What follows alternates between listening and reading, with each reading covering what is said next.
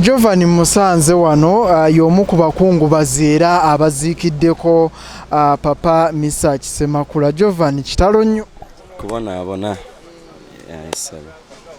So embeera ogisanze otya, ki ekibadde wano? Kyenja okugamba nti ekibadde wano gabadde maanyi mangi nnyo kuba kumpi buli kikonge ekibaddewo. Kyenja okugamba nti n'abantu obungi mbadde sibulabangako kuba ekibaddewo nti munna abakubulako nakuvaako bw'ati obadde okuddamu mulaba ng'omukubidde essimu eba evuddeko mwena noonya mmotoka we bagipaakinze nga okawa osobola omufunira bwe kityo. Lwaki abantu bavaayo naddala abantu b'abayimbi nga babafudde kuba ng'abayimbi bafudde? Omukwano guno lwaki abantu tebagulaga nga bakyali balamu? Omukwano lwaki tebagulaga nga bakyali balamu? Abantu naddala Abannayuganda bekkiriranya nnyo kuba asobola okuba ng'akwagala nnyo naye bw'avaayo balina embeera eyo ey'empisa. Oba kitegeera ti wano bakuzibwa n'empisa tasobola kujja nalumba muntu bannaye kuba n'abale banaamulaba nga ajja alumba omuntu oba atandika omulaga omukwano ogwo agamba nonno naye okitegeera kisobola ekyo kati n'omusanga alina okwekomako okusobola okubeera nga kakati waneno ekiba mu time nga ya bubi awo ate ng'alaga kiki kyabadde ali gyali bwe kityo. Emayangayanga walako okuva mu kibuga oba okuva gy'obeera, lwaki watindizza eggendo okujja okuziika? Kyenja okugamba nti kibadde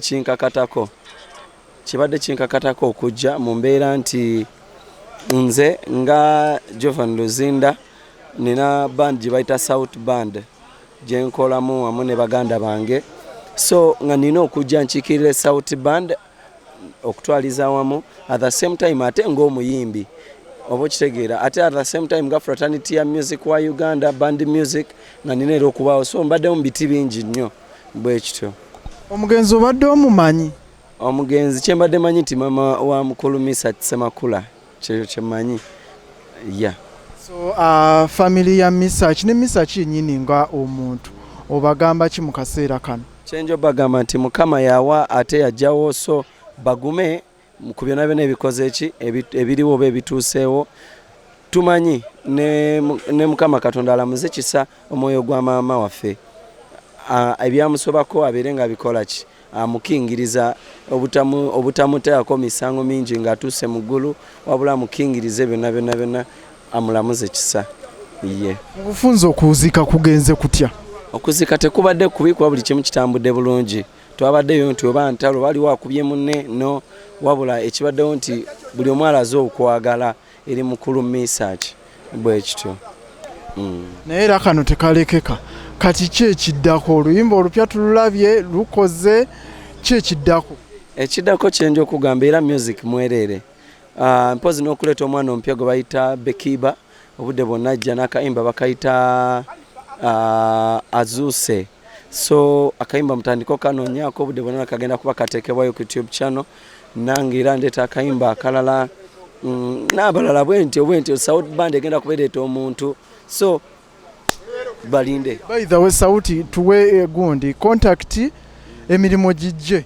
Okay, contact eli 0702 488 social media wabanoonyeko bati? Otekamu Jovan Luzinda, bulwamu Jovan Luzinda oba Luzinda Jovan, ebibiri byonna bireeta era emu eri blue ticked. Yes. Tweyanziza nnyo webale kuziika. Kale sebo nebale nnyo mwaddala. Lord Bitemu wansebo tuli mu kuziika maama wa Mesach tumuziise. Embeera eno kitalo nnyo ddala. Amanya gange nze Lord Bitemu Mutebe Ramadan. Mesach Ssemakula abeera kojja wange kubanga nzaala ye Aida Nakitendo w'Olugave, naye nga mu butuufu kubadde kunyola kwa maanyi eri Mesach Ssemakula ne famire eyo nera tutuuse okusaasira kwaffe, naye ekisinza ate nze okunsanyusa olwaleero ndabye abayimbi bangi nnyo ffenna tuzze okuba nti tuwerekerako maama wa Mesach Ssemakula nga Wuma Mwendi nga chief whip ku bukulembeze bwa Wuma. Abantu bonna abantu ba Wuma bazze okuziikirako Mesach Ssemakula. Bekibadde bwe kityo ssebo. Okay, Mesach ye ng'omuntu omukwano abayimbi bagumulaze naye bangi era abatugenzeeko lwaki omukwano guno guvaayo nga abayimbi oba abantu b'abayimbi bamaze kufa? Olwaleero ekintu kino kikulaga nti abayimbi bali bumu, ababadde bagamba nti abayimbi tebali bumu. Omanyi munno mukabi era ye munno ddala. Kati mukabi omuntu wakulaga mu kiseera nga kino ekyokusoomooza mu butuufu kikuwa amaanyi nti abantu bali naawe era abantu bali bumu, era abayimbi bali bumu, era abayimbi mu butuufu tumulaze omukwano.